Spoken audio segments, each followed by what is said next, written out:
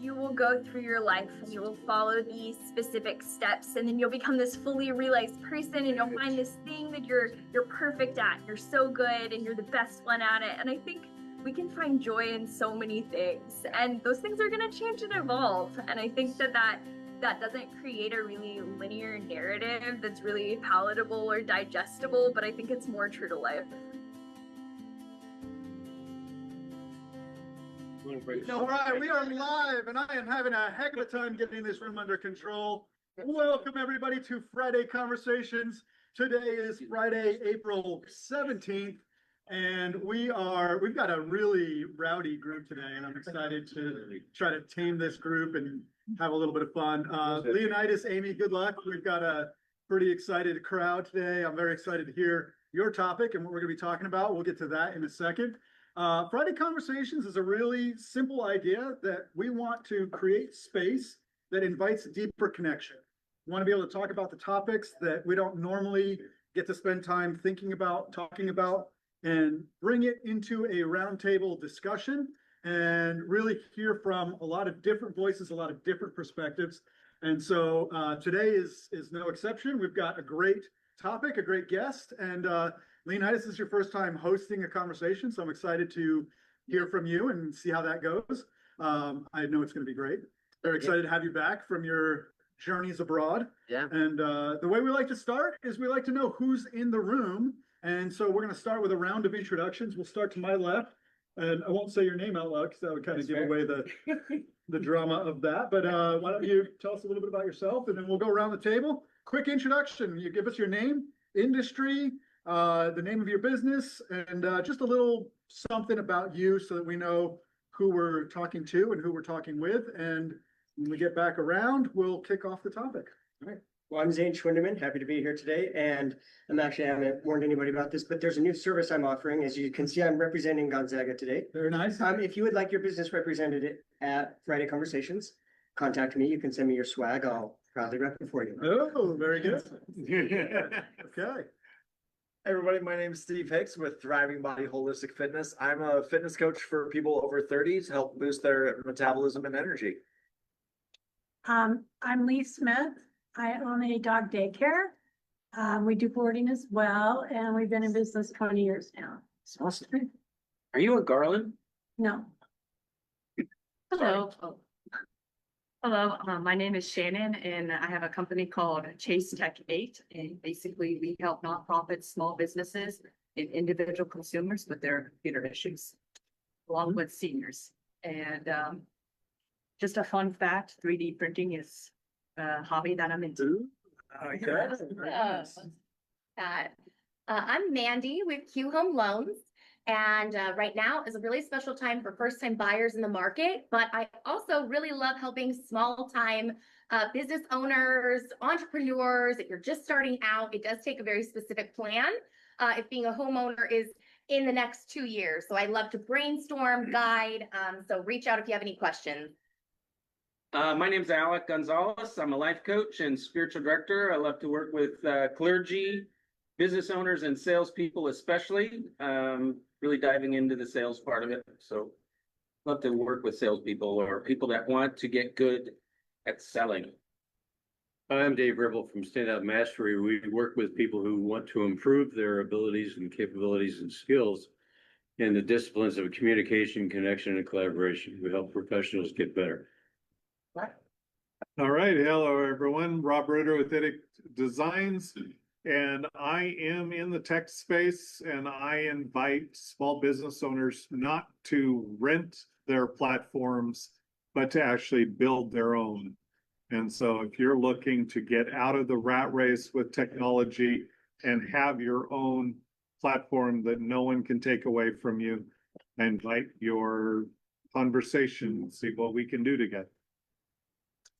Yeah. Hey guys, my name is Lauren Baker. I work with Profectus Business Consulting. Essentially what we do is help entrepreneurs figure out what they're doing with clarity, time, and then legacy, where they want to end with.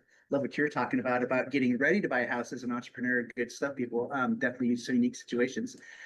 Little thing about me, I am part of the 509 Syndicate, which is a local soccer supporters group. So if you're a soccer sicko or a soccer dork or whatever else you want to label yourself, you'll appreciate this. So, thank you. I'm Leonidas Biron, son of Jonathan and Melissa Biron, who have yet to introduce themselves. But I'm currently working on a project. I don't have anything official yet, but I am working on a project. Hi, I'm Aimee Brooks, and I am the Education and Community Engagement Manager at Spark Central. So we are an all-ages creative space located in Kendall Yards, and primarily what I do in my role is manage the after-school program, Star After School, which is for 3rd through 5th graders. Hi, my name is Jason Ball. I'm with PMR Healthcare, and we've turned the way that healthcare integrates into healthcare plan or health plans. We've turned that on its head, invented a new way of doing things to reduce catastrophic events and high claims. And personally, I enjoy whitewater kayaking and triathlons, being active and healthy. Nice. I don't think I can top that. Anyway, my name is Melissa Biron and I'm with Thrive Wellness. I help people with their metabolic stability through a lot of different ways, gut health, brain health. Awesome. And on the subject of stability, and in concert with Mandy, I help you find stability in your home.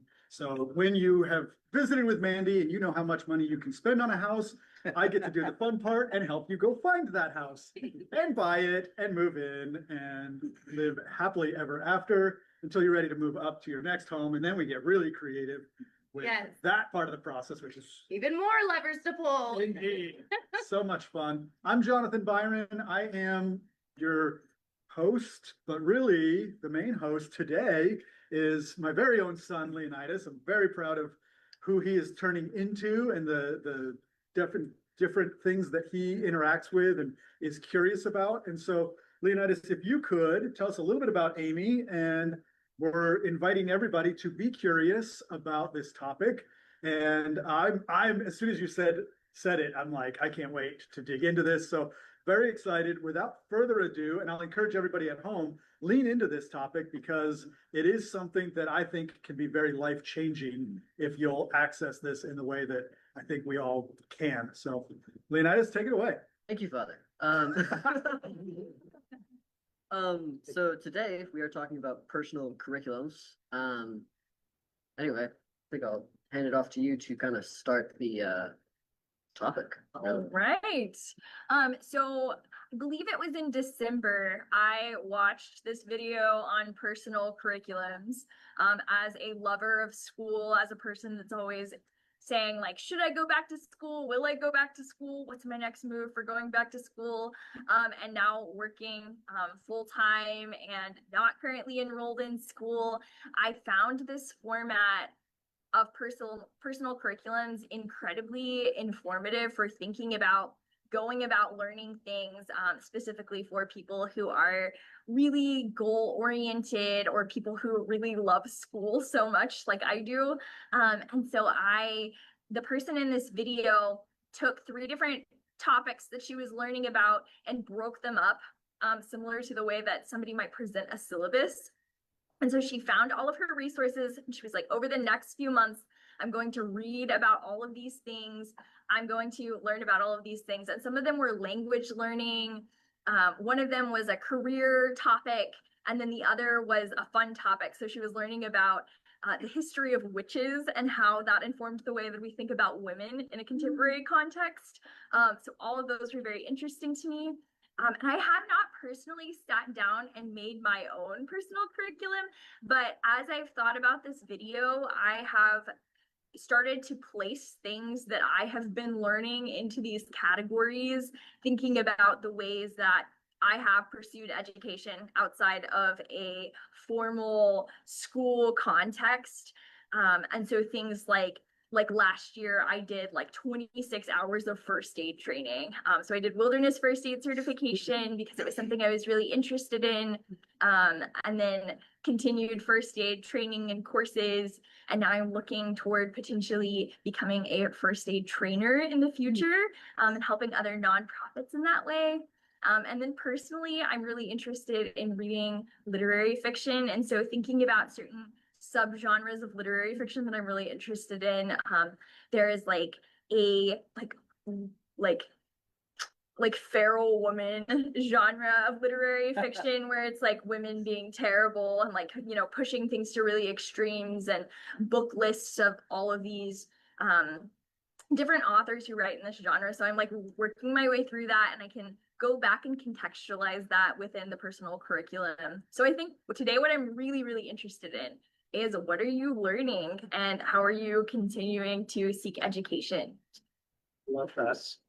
It's a great question. Yeah, it's interesting, thinking about, just jump off that. So, my company has a, co-working space that we rent out at Liberty Lake at a place called Mode. And, the way this dovetails in is Mode, one of the biggest launchers there. The guy who's kind of the brainchild behind Luke, if you're on Luke, he has a passion for education, and actually they have what's called Liberty Launch Academy. And what's unique about that and how this dovetails in is they're basically taking it so that every single kid using technology now has their own game plan for that year. So rather than having like a master plan that here's what we're going to go through, which of course the teacher will have some things to get through, it's actually each student individually going, what is it where you're at and how do we use this technology to help you grow and change and get educated. So it's using that, just kind of made me think about that. They're trying to do that with literally dozens of kids where it's just really individualized training and education. So I'm really curious to see what that looks like. Yeah. Oh, I love that. Yeah, that's definitely happening just with the technology and stuff now, these kinds of conversations. Aimee, I love that you brought up that you're like, you've gone through so many hours of like first aid training and like the wilderness training. That's actually something I'm extremely interested in myself. And back in the day, I was a CNA, and just that whole process was very fascinating to me. But I always have gravitated to helping people. Like, I mean, if somebody gets in a car accident, I'm the one pulling over on the side of the road. And John's like, okay, you go do that. I'm in the car. And yeah. Stay in the car with the children. But that's the kind of thing that, like, it's a spark for me. And I like pursued it a little bit as far as like looking into it, but I haven't actually done it yet. It's so fun. Yeah, I'm like, I want to talk to you about that. But something that I've been really diving into is conscious parenting versus unconscious parenting. We do have 3 children, and the concept of I was raised with an unconscious parents, and they did the best that they could with what they had, right? And something that I'm really wanting to instill in our children is this freedom to be who they truly are without putting too much pressure on who I am and what I want them to be. And you think that might be easy, but it's actually very, very difficult, because we all have ingrained in us these things that we, grew up with, or that we are as a person. So it's something that I've, in my coaching, I've been talking to my clients about who are parents, or even those that are not parents, and they're with their educators, their teachers. And just talking with them about that has been so honestly empowering and so much fun. It's so cool. Yeah, I love that. So important for this next generation. Well, where my brain went first, was last year. I was really fortunate, really lucky. I had a conversation with Tony Robbins, and he gave me a ticket to his RPM event, which is his like time management, life planning sort of system that he uses. And there's a lot of overlap with the personal curriculum idea. Tony's got this 7 areas of life, right? Whether it's your financial health, whether it's your physical health, relationships. In all of these 7 areas, the encouragement is like, craft an identity. Like, who do you want to become in this space in your life? Who do you want to be? And it's interesting to add that, like, and how do you study to become that identity? So one of the areas I'm working on right now in my professional life is more like marketing mastermind, right? So in that regard, one of the things that I'm studying right now, going a little bit in depth, is Alex Ramosey's Offers book. and he's got like a course that goes with that on his website. So I'm trying to do a chapter in the book, a chapter on the course online, and then I've got a friend that's reading the book at the same time, so we're discussing that as well. So just kind of, I like that symmetry there with the personal curriculum, crafting, like who do you want to become? Where do you want to get better? Maybe it's, I don't necessarily want to become a feral woman, but the genre sounds interesting. But just who do you want to be? And then how do you study and become that person? Yeah. I love that you're learning with friends too. I think that that's so important and adds that extra layer of accountability, but depth too, because then you can have those really phenomenal conversations. Yeah, and it's, I mean, it goes back to like Napoleon Hill's mastermind concept. I used to mastermind with that's not Rob, with Rob and with John over there. No, it's you have your ideas, you have their ideas, and then together you kind of spark a third idea, right? Or like that idea, like you twist it, or not necessarily twist it, but you bounce off it and navigate and being able to work with others, just that collaborative focus gets new creativity. I always have a lot of fun twisting your words. I just love actually connecting the dots here, because this whole group meeting here is directly tied back to that mastermind, because it began as poking Jonathan to say, you want to do a podcast, get going, create a podcast. And here we are. But I was also going to throw in the challenge, I think, for some people is they don't have a practice or a habit of defining it. And I've been blessed in that when I was younger, up until I got through high school, I always tested out in the 99th percentile of my age group. So that meant I was often a challenge for my teachers, because everything they had I pretty much just blew through. But I was in a small school system that every teacher along the way learned to just say, okay, you just went through the whole book, he's done, and it's October. Okay, what's he going to do for the rest of the year? And he or she would turn into some self-directed. What do you want to learn? Here's some things we can cover. What do you want? And then I was able to take the material. I mean, it was material I wasn't familiar with, but it was challenging me to go beyond where I was at. And so that's, I think, sometimes an issue, is that, other systems have often been, we're going to tell you what to learn, and we're going to tell you what's important. And I was always gifted with that. What do you care about? And go find your resources and go master it. And that's where Stephen, is self-directed learning, is saying, okay, I know what I want to achieve. I don't know how, but I'm going to go find something that resonates with me and then learn it. You hear so much about YouTube, you can learn anything. We're in the day and age where all the information is at your fingertips. We're all really aware of that, but there's, paralysis that comes from that. And just, where I've really been finding that, where I want to dive deep into something, and there's so much information that it's easy to get off track.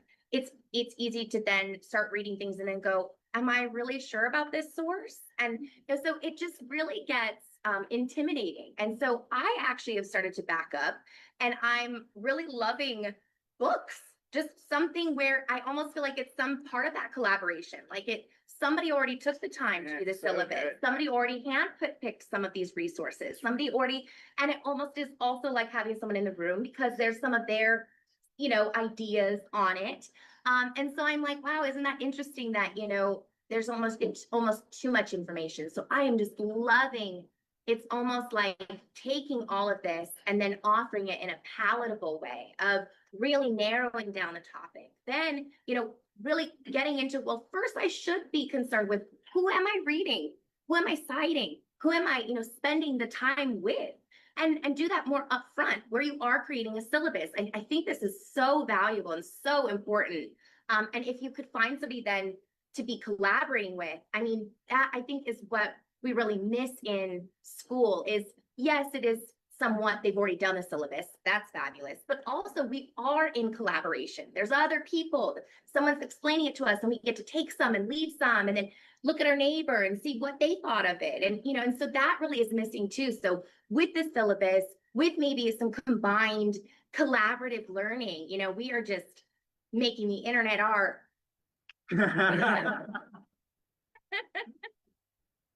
That's an interesting terminology because one thing I see a lot of is that search has opened up the entire world of the internet. And you're right, there's no gates. We used to have a gate system in order, and Amy, you're familiar with this because you're a publisher. So you understand gatekeeping. Somebody comes to you and says, I have an idea, I want to publish a book. And you're going to go and say, is it going to be a book that will actually do something, or is it just an ego process? And so you gatekeep and you say, yeah, I can get behind this, let me help you, and so on. Now we have the internet, anyone can publish anything. And so the thing I find in my area of expertise is this concept of curation. That what is coming next is not so much open-ended, but trust building, that we have curated some sources that we have we think are highly reliable, and then you publish them out there and say, here's your list. Pick from them. We trust everything that's here, but it's a good model. And the other part I would say is the challenge is never have an urgency that you have to have something by this time. I start researching things that are interesting to me months and years before I do anything with it, because I'm just gathering models and ideas and things. And then suddenly I pop out something and people look at it and go, that's just amazing. How did you come up with it? I've been doing this for 3 years. It's only now I finally got it. I like how you talked about curating it to kind of the topic of the internet and everything that's accessible. And for me, with my kids, I'll see videos of people doing fun things, but instead of showing the video, I'll try to need to do it more than this, but I try to take what I'm seeing and then go do that with the kids. So whether it's lighting the candle in the bed of water and then putting the jar over it, or my wife's favorite, the PVC foghorn that we made.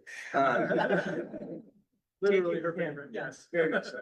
Are we taking this and just saying, oh, that's cool, other people are doing it, or actually doing it? Because that also helps you to use that content as something to learn from instead of just be entertained by it. Yeah. And I think there's so much value in trying something and maybe not having it succeed. I think because the world is so algorithmic and curated and everyone's being watched all the time, there's a lot of pressure to succeed on the first try. But I think that there's value in having those experiences, even as an adult. I think in a lot of the work that I'm doing, I'm creating safe spaces for youth to experiment with arts, experiment with STEM stuff, and maybe they are not going to succeed, and that's totally okay. And I think adults can model moving past that. But then I think whenever I'm looking at my own life, I don't create as many opportunities to not succeed as I would like. Wow. Well, I'll tell you this, working with small businesses, I mean, that's spot on. The best businesses, they fail to success. Yeah. I'll say that again, they fail to success. So I think this is massive. I got like 4 basic rules for my life, kind of what I'm talking about is you gotta show up, you gotta work hard, you gotta have integrity, but the secret sauce is you gotta be curious. So when I think about my line of work, I'm curious with the person in front of me. John and I hung out because we're curious people. We started sharing also like all these commonality, deep value things. But are you curious with the person in front of you? Are you curious about me, the business I'm wooing and courting to come work with us? And so that goes to you is I will have ideas and read things that it'll be decades that I've never touched, and all of a sudden, oh, this conversation was for this moment, right? Like I did all this work. And so I know that for me at 50, it's made my vocational experience awesome because I just love to learn. I think if you just stay curious, that's a superpower. And so then when I curate my own learning, it's all kinds of stuff from philosophy to business things to reading your book again. I mean, yeah, but I think you've got to be curious. That's the thing. That's not an internal, intrinsic thing. Be curious. And I think in our world today, we're actually, it's interesting. We have so much data. We're actually training ourselves not to be curious, right? Because I can just go get the info and go, oh, there's the answer. Well, that's something Right. that I come up with with my sister a lot. Is sometimes I'll just, I don't know, stupid stuff. We'll be out and I'll be like, I wonder how this works. And she'll start Googling. It's like, no, I just want to wonder. I don't actually need to know that one. That space, so that little space of wonder, like you're talking about the conversation, we have done a great job getting rid of that. We need those liminal, quiet, awkward spaces in your own head where you're like thinking stuff. Yeah. Do you think you find that some people just don't know where they light up? And they're looking for where they light up? I have in reference to it, I brought this with me. It's Ken Robinson, one of my heroes, and it's called The Element. And The Element talks about how finding your passion sometimes has to go through some steps. And he talks about how creativity is a step beyond imagination because it requires that you actually do something rather than just lie around thinking about it. And we do that a lot. And I think that the education's quote unquote education's role in all of this is to keep us asking questions. Even if Stephen doesn't want the answer. But just that curiosity is key to everything.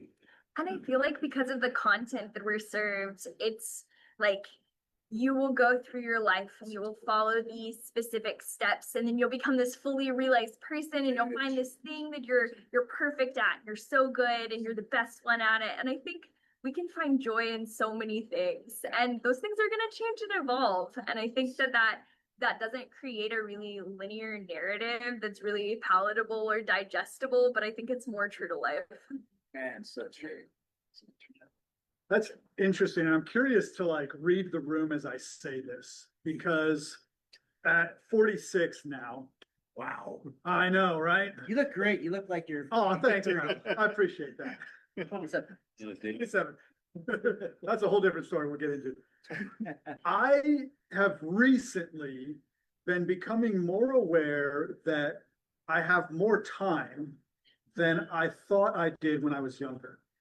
And by way of explanation, like as I was graduating high school, there felt like there was this very linear, like you better choose right out of the gate because you're going to have to go to 4 years of college and then 5 and then this and then the career and by the time and that's it. Like if you get 10, 15 years into that and realize, oh, this isn't what I wanted, well, now you're hosed because you can't change. And it's like, now I'm realizing, wow, like from today, I could be like, you know what? I think I want to be a doctor. And I could go after that. And yes, I would be old going into some of the college classes where there's kids just out of high school that are getting started on that path. But like, I think our society generally, since I was that age, has shifted a bit. And then the advancements are, but also I'm curious, like how much age has a factor in this, where it's like, oh, wait a second, I could learn a language if I want to. Oh, I could go do wilderness school if I want to. And there's some things that are like cut off to me. Like I can't go be a professional football player. That's gone. That's not true. No. If you became a billionaire and bought a team, you could. Thank you for the perspective, Stephen. I don't know that that's in the cards either, but there is a path, I suppose. There is a path. I love that question. And I think, kind of correlates back to this book that you're talking about and how important it is for all of us to find our spark. And one of the saddest things that I have ever heard, and I've heard it more often than I would like, is when people go into retirement and then not because they found a great opportunity and they're like, I'm going to double dip and then I'm going to do this and I've got these plans. And they literally just say, I went back to work because I didn't know what to do with myself. I didn't know how to fill my time. wow, what a disservice we've done as a country, as, for us to have people who only identify themselves as workers. But they really, truly do not know what their spark and passion is. Like, I can't even imagine it. So this book is super important. And, and how do you even go about building a syllabus or narrowing down if you don't even know what it might be? So, I guess that is so important to even back up and, really make sure that everybody knows whether you're working really hard and you're not maybe fulfilling your passion, to know what it is. So I love that. I'm laughing because to Jonathan's point, I remember being at that moment coming out of graduate school, and going, I have 6 years because I'm going to be 30 and it's all downhill from there. And I hit 35 and realized I was an adult now. I could make financial decisions without calling mom. Yeah. And I just turned 60 and I'm going, one of these days I'm going to figure out what I want to be when I grow up. And as for retirement, that's not in the cards. I will stop the day I stop. I am always going to, but that's why it's a life curriculum for me, as everything I do is because that's in my realm of capabilities right now. That's what I'm going to do. So I've been a software auditor. I've traveled the country. I built my own, technology and all of this. And now I'm launching into the AI because everything I've built up to this point seems to have been waiting for this moment. And that's what I'm really getting excited about. So, 20 years, let's get together and I'll tell you. There's other examples. Wayne Dyer said he used to tell a story that he would go back to see his family. And his mother would say, when are you going to get a job? Yeah. They had, 45 bestsellers and stuff. But the other thing he said was that other distant relatives that were there would just pull, somebody aside in Wayne's family and say, when do you think he's going to get a real job? Yeah.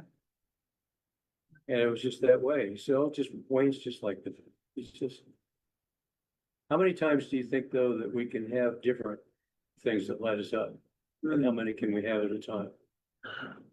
I have a friend who says you can only have 2 going on at a time. And if you're working full time. And so he was like, my 2 things that I have going on are writing and guitar. And so he was like, I'm going to choose to stop drawing and to stop a couple of other things so that I can really focus on guitar and writing. I really respected that.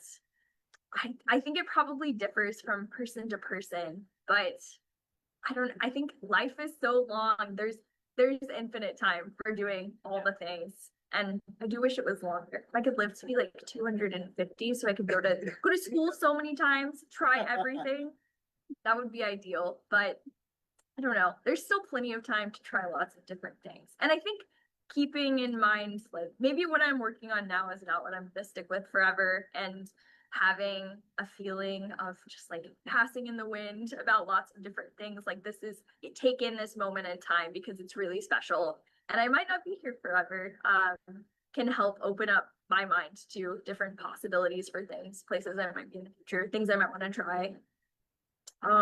This past August, my husband taught a cyanotype workshop, which is an early form of photography. So it's actually the same process used to make blueprints, but it was started in the scientific community and by botanical illustrators. They would make a lot of cyanotypes. And my parents were in town and they attended my husband's workshop, and my mom got so into this. She is traveling, she's collecting samples of like starfish and seaweed and native plants in her backyard and things that she's grown, and she's making so many of these photograph prints every single day. She said she had to limit herself. She's making so many, and she just discovered this and she's so into it. And she's spending hours every single day since August doing this. And that's been so inspirational to me. Isn't it also probably true that while she's doing it, she loses track of time? Yeah, she goes into a flow state. Yeah. It's all she thinks about. It's all she talks about. She like uploads this like files to a shared folder every day of her new prints, and they're all gorgeous. It's awesome. Something as you were sharing that conversation that Stephen and I think Zane and Leonidas was partially involved in, and Stephen shared something that I hadn't heard before, and it's that Americans allegedly on the world stage are uniquely invested in vicarious experience. We like to watch other people go to other countries. We like to watch people and learn about, and it's all vicarious. Whereas again, according to this accounting, the rest of the world tends to experience, just go and do. And so as you were talking about like wanting 250 years, like one of the things that is really an interesting tension for me is I would love to go experience, say, New Zealand. Melissa mentioned that the other day, and I was like, yeah, that sounds amazing. But like, imagine spending like a couple of years in New Zealand, like all of the things that you're saying no to in order to experience that. Or camping, right? Like go off grid and just like disappear, be a hermit. Like, do you know how many things you're missing out on?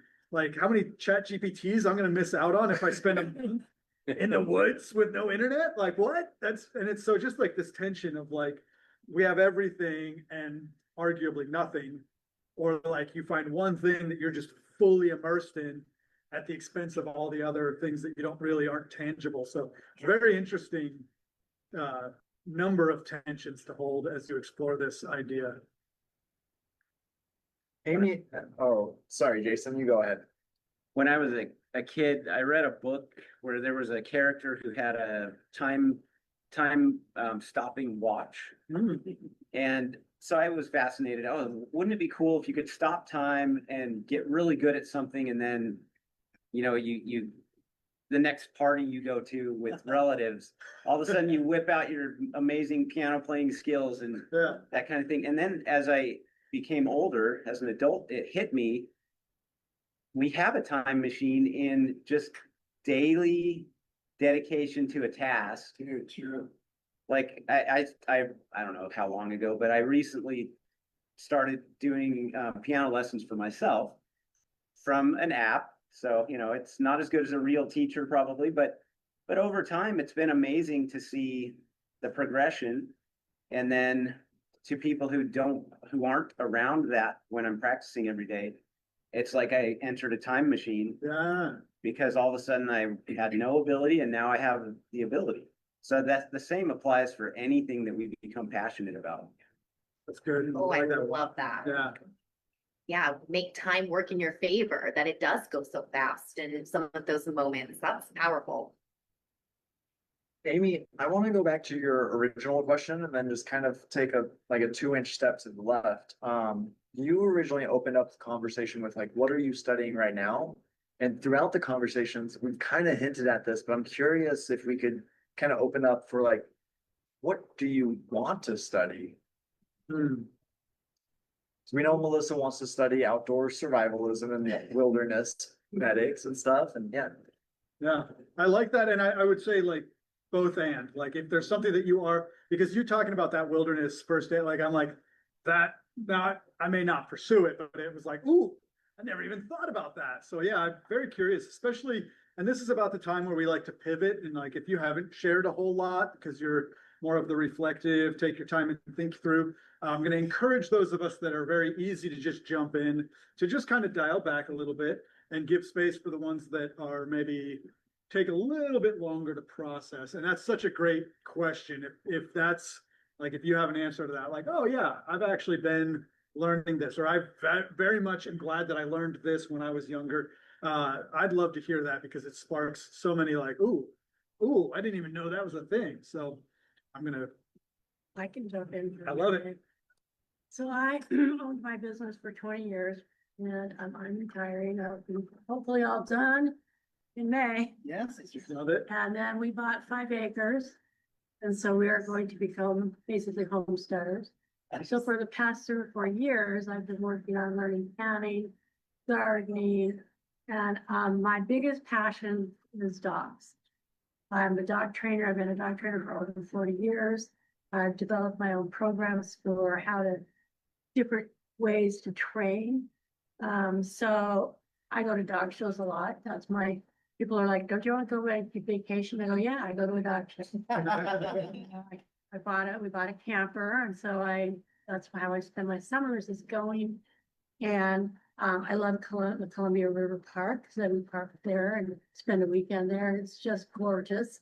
I've gone to Leavenworth and Seattle and different places. And every time I leave, I'm like, is this a place I'd ever want to come back to or live? No. I love where I'm moving. I'm moving up by Deer Lake. Okay. And I grew up around Loon Lake. I got my spark of passion when I took a dog training class. I got a dog given to me that was already trained, but I didn't know how to do it. So I took a class on how to do that. Next thing I knew, I was being asked to be an instructor. And I sat on the board of several of our training centers here in Spokane. I got certified in different things, and I've just continued with that with my son. That's my, but now I own a dog daycare, and that is absolutely everything I've done has helped with that. Because I listen a lot, and then I take it in. My dogs are my people are constantly coming in going, Lee, my dog's doing this, what do I do? Or, what do you think of this? Or what do you think of that? And then if I can't answer them, I'll say, well, I'll get back to you, or you might want to see the vet. Because there's some things I just don't know. I am not a dog behaviorist, but I do study behavior. I work with a pack. I worked with a pack that was 65 dogs a day. So you have to manage that pack because you don't want them all eating each other. You want them to have a good time and to play and learn good manners, and you want to send them home with good manners by not letting them jump. I don't let them jump on you. And I've discovered, I've been watching a little bit of Cesar Millan, and a lot of people don't like his training, but the problem is they're not children, they are a dog. And so they need somebody to be a leader, because if you don't be the leader, they will. So that's part of his philosophy is, who is in charge here? You walk into a house and the dogs are like jumping off the walls, jumping on the furniture. So when I walk in, I'm very calm, very subdued, and most dogs submit almost immediately. And that's what I work with, is getting you understand that that's not just an inanimate object. The first time I realized that, I was taking a training class, and you had to have your dog sitting beside you. You had your leash and collar on them. You're supposed to look down and make sure that they were sitting before we did the exercise. And I looked down, and my dog looked up at me, just locked right into my eyes, and I went, oh shit, there's actually somebody in there. So that changed my whole perspective. Was, wait a minute, that's not a stupid creature. It's not an inanimate object. And so I have always told people, when you have a dog, his job is to protect you. Your job is to protect him. So it's just, so I've gone in all these different directions. I'm sad that I'm now going to be 69 this month. And because I'd rather have 250 to go, So anyway, that's my perspective.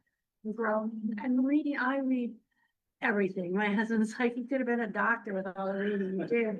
I'm just curious about this, or I'm curious about that. So I'll read about it. And if it's something that I really want to pursue, I'll have more information on it. If it's something I don't want to do, I taught myself how to do paracording, and I make paracord dog collars. So I taught myself how to do that because I just watched YouTube videos, and I was like, okay, look, if sailors can do it, I can do it. So you just learn, okay, well, can I do that? I did learn how to crochet. My grandmother taught me.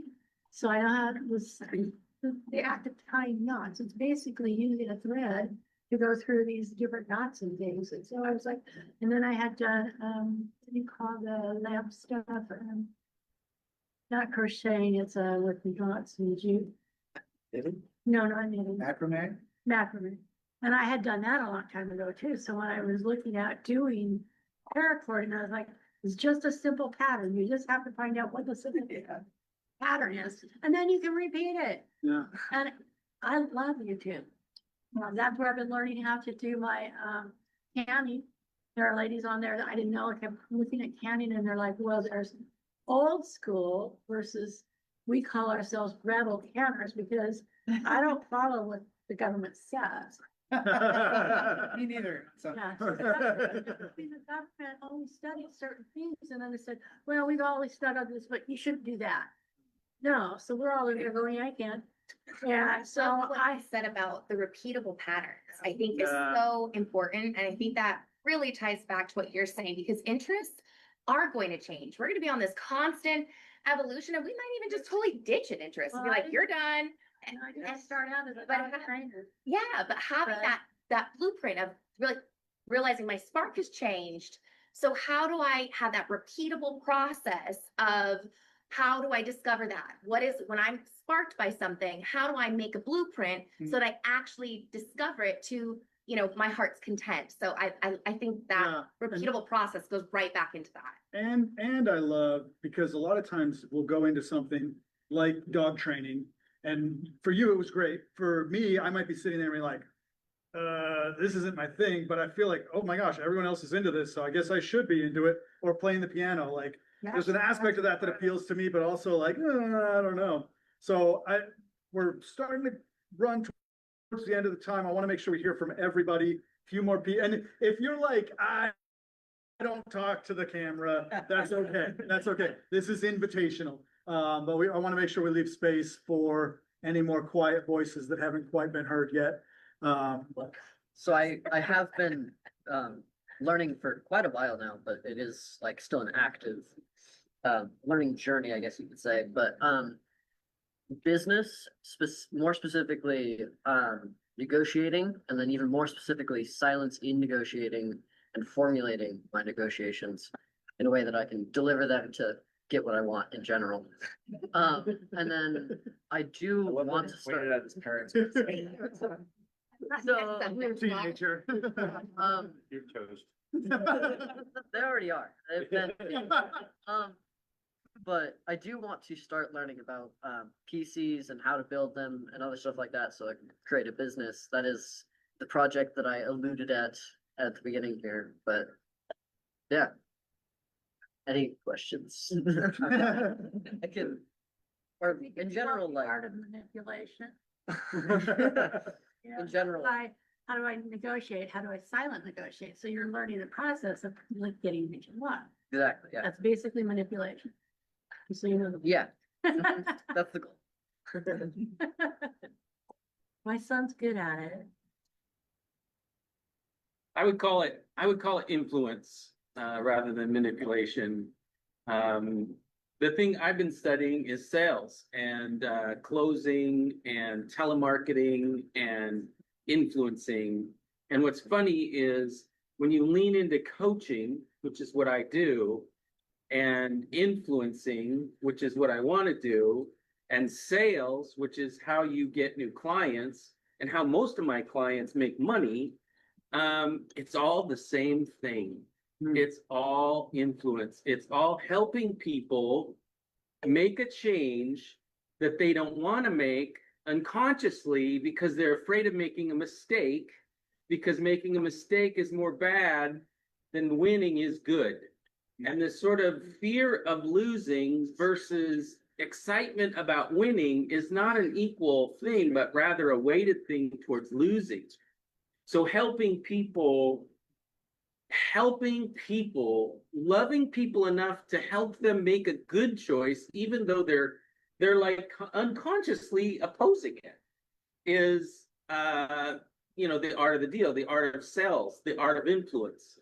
And I don't think it is manipulation. I hate to disagree, but I think it's helping people and loving them enough to help them beyond their own fear of failure, their own fear of loss, right? Because they're afraid of grief, they're afraid of losing, which it's funny being a Cougar fan. I don't know. I would rather expect them to lose and be excited when they win, because I'm afraid of the pain of them losing. I can't expect them to win, which would be more like, I think that would be more honorable. But, and I think that most of us humans are more afraid of losing than we are excited about winning. And so in sales, in influence, in coaching is all about not manipulation. I don't think that's fair. I think it's about influence. I love that. I really like that. I think, yeah. And it does kind of change, it definitely changes the perspective though. And I think it links right back to intentionality of that, you know, what you're doing is studying, because either way you're going to want what you want. And either way you're communicating with somebody. Are you doing it with intentionality and purpose, or are you just not, you know, you're just expressing and kind of letting it fall where it may. I think, you know, intentionality is really important no matter what you're doing. Yeah. So you If you can focus on your own character and depth of character to the point where you care more about others than your own selfish needs or wants, then it becomes an influence for something good in that person's life. You're always striving to help people. Yeah, I was gonna say the semantics too, is it manipulation or is it influence and all of that? I think there's obviously a lot of nuance to it, but interesting observation, particularly with a young Leonidas as our test subject. There's a lot of things that he wants that I would say, oh, you're just trying to manipulate me. And at the same time, he has this perspective on life that I've hopefully presented him with by the way that the choices that I made in terms of how I raised him that are different than how I see the world. And so while I might perceive him asking me for, what's the latest one that we've been talking about that I'm like, did you do your homework yet? The Samurai. We've got a vehicle that has a few little things that it needs to be tweaked for it to be up and running again. And me, I'm like, it's money, it's time, it's all these things. He's just eager to get out there and have fun in it. And like, so to the extent that I feel like he's manipulating me into doing something I don't want to do, Alec, to your point, it's like he sees something, he's like, Dad, if you'll just put a little bit of time and energy into this thing, we can enjoy it. And my old man, like, I don't need enjoyment anymore. You know, life is, you know, like, it's like there's this young perspective. So a book that I'm reading right now about influence that I'm just absolutely loving, a lot of it comes down to framing. And if you don't offer a frame to your audience is going to fill it in. So if I tell you guys that I'm super proud of myself for this accomplishment, you're going to be like, oh, yeah, good for you. But if I tell you guys, man, I have been trying so hard and for so long, and I just had this breakthrough, I've created a frame where you're like, yes, you made it, versus me coming in and be like, guys, I'm so amazing. So framing is a lot of it. And we do get to control the frame that we see the world through, and that we offer what we're trying to present to our audience. We get to shape that if we'll be intentional about it. Pivoting back to what we're talking about here, there is a very fascinating, the thing that has captured me from the very beginning is the intentionality piece of it. Because we all are always learning in some way or another.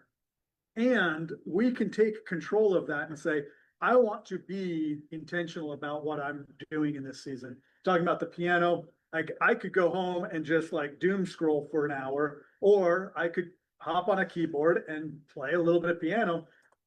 One future version of me is going to be able to play the piano and the other one isn't. Now, good, bad, indifferent, like with some intentionality, I can predict the future. Without it, the future will present itself to me and I'll enjoy it or not based on how I frame it in that particular moment. We are perilously close to the end. And so I'm going to take a minute here. I very rarely do this because this is more of a housekeeping thing, but Dryfly, our incredible, generous host that allows us to meet here every week, needs this room at 2 p.m. And we conclude this meeting at 2 p.m. So to everybody that's here in the room, we super appreciate you being here. There will be a little bit of cleanup if you want to help out with that. It's going to be a little bit challenging to even give direction on that. So downstairs in the restaurant is available. There's seating down there. There's plenty of opportunities to talk and network and get to know each other. But I did want to acknowledge Dryfly and thank them for hosting us. Rob Reuter, Idic Designs, hosts our lunch every week. Rob, thank you. Appreciate that. Thank you. To our friends at home that are watching online and that have seen this, there's. Give a shout out, Debbie Ramirez, Valmoni, yes. with us, and we're grateful that they took the time out to check in Yes. online and follow. Yes, and We love you guys. and Debbie will be our host next week. We don't know who the guest is yet. She's keeping that kind of close. We will be here at Dry Fly next week. Debbie's hosting. We're gonna have a spectacular guest, Leonidas. Aimee, thank you so much for coming and bringing this amazing topic for us. And we do have like 5 more minutes, but I think in just respect and to Dry Fly, and I feel like we've come to a pretty good conclusive point. Rob, I wanted to follow up on your reframe, because I think the reframe is important, Yeah. especially in the context we were talking about. I just want to connect reframing with the idea of whether it's manipulation or influence. Because I think, Alec, you were referencing a common sales system that we're familiar with. And one of the important messages that I think he shares with people is this: it's not about you. It's always about, the other person. And learning is the same way. It's not about what I know, it's about what I don't know. And what am I doing to be open to that? And so the key thing of reframing is always to look at your collaborator. Who are you in relationship with? And what is it that they need that you can help them with? And that's why my favorite phrase that this material talks about, it says, sales is helping. So if you're not helping, you're not selling. Oof. Yes. That's a great note to end on. Love it. Appreciate it, Rob. Everybody at home, come join us live sometime. We would love to have you. Rob provides lunch every week, so come eat some lunch off of Rob, and we will see you all next week.